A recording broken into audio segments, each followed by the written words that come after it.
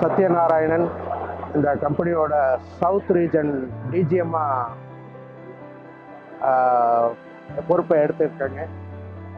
இந்த silver engineering company பார்த்தீங்கன்னா 1981 start பண்ணி இது வரைக்கும் வந்து கிட்டத்தட்ட ஒரு 400 கோடி டர்ன் ஓவர் பண்ணுற அளவுக்கு ஒரு பெரிய ஒரு கம்பெனியாக உருவாகியிருக்காங்க. பெரிய பெரிய சில பிராண்ட் கம்பெனிகளுக்கு கூட இந்த கம்பெனியிலிருந்து பம்புகள் சப்ளை பண்ணுற அளவுக்கு இது ஒரு பெரிய கம்பெனியாக வளர்ந்துருக்கு.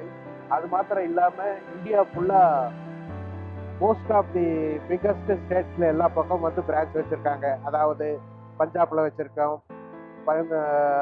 யூபியில் வச்சுருக்கோம், ஹரியானாவில் வச்சுருக்கோம், ராஜஸ்தானில் வச்சுருக்கோம், மத்திய பிரதேசில் வச்சுருக்கோம், மகாராஷ்டிராவில் வச்சுருக்கோம், ஆந்திர பிரதேசில் வச்சுருக்கோம், தமிழ்நாடு, கேரளா, கர்நாடகா, இது எல்லா இடத்துலையும் வந்து பிரான்ச்சும் வச்சு மக்களுக்கு நேரடியான சேவையை கொடுத்துட்ருக்கோம்.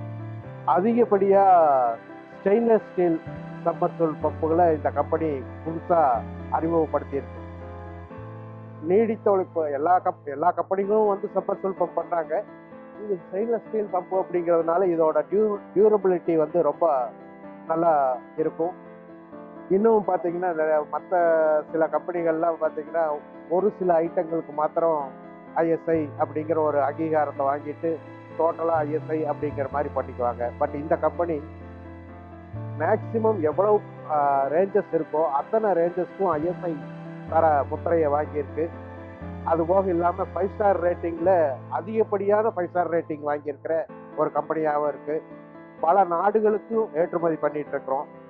ஸோ இந்த ஸ்டால் மூலிமா எங்களுக்கு இன்னும் நிறைய ஒரு நல்ல ஒரு ஆப்பர்ச்சுனிட்டி கிடைச்சது. மக்களுக்கு நேரடியாக இந்த சில்வர் பிராண்டு போய் சேர்றதுக்கோசரம். ஸோ அடுத்த வரும் வருடங்களில் சில்வர்ங்கிற இந்த பிராண்டு தமிழகத்திலையும் தென்னிந்தியாவிலையும் ஒரு நல்ல ஒரு தாக்கத்தை ஏற்படுத்தும் அப்படிங்கிறதுல எந்த விதமான ஒரு ஐயப்பாடும் இல்லை அப்படிங்கிறது